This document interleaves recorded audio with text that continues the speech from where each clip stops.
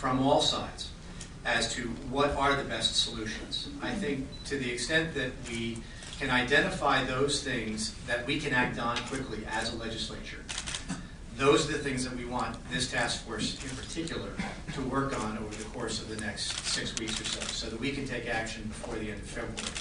And as Senator Williams pointed out, that's not the end of the discussion by any means. But we do want to identify those things that the people of Connecticut expect us to move on quickly, for which there is virtual consensus.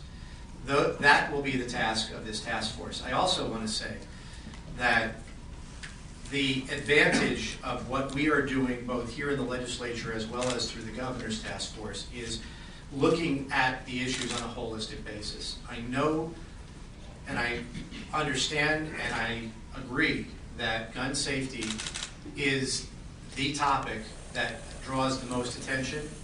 It draws the most heat from those both for and against proposals that may be considered.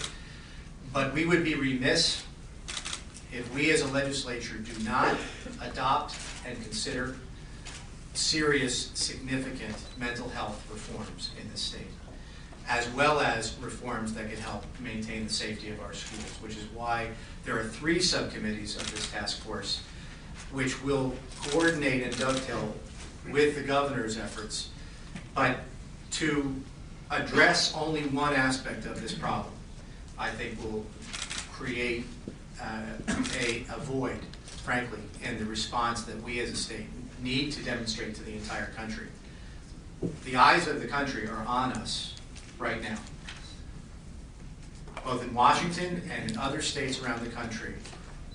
We are being looked at as a leader because we are where this occurred. We are where this tragedy happened. Therefore, we have to take the responsibility to lead in a comprehensive way, and I look forward to the work of this task force to do just that. Society and help in addressing these issues. One thing, Representative Dargan, you've actually seen it? Or let's step to the microphone, Representative Dargan. We'd love to hear from you. Listen, whether it's the NRA or what other side of the issues, everybody's just got to take a deep breath here. And our leaders are here. And I think we, as a state, work collectively in a bipartisan manner, more so than a number of other states. I did see that, Mark. It's in bad taste. That's all I could say. But there's been conversations with all different sides, and I've had some of my fan mail over the past couple of weeks too that's been somewhat on the negative side. But we, as our leaders have stated, we will figure it out and move for that promise for the Sandy Hook. Has the NRA representative here requested a meeting with you? I've already met with Connecticut Sportsmen last week and the NRA, and I'm in the process of meeting with other individuals this week. With Anna Caproot? I'm sorry? From the NRA, Anna Caproot? We met here last week, briefly last Thursday. Yes. And the group that's in Newtown, the sports shooters?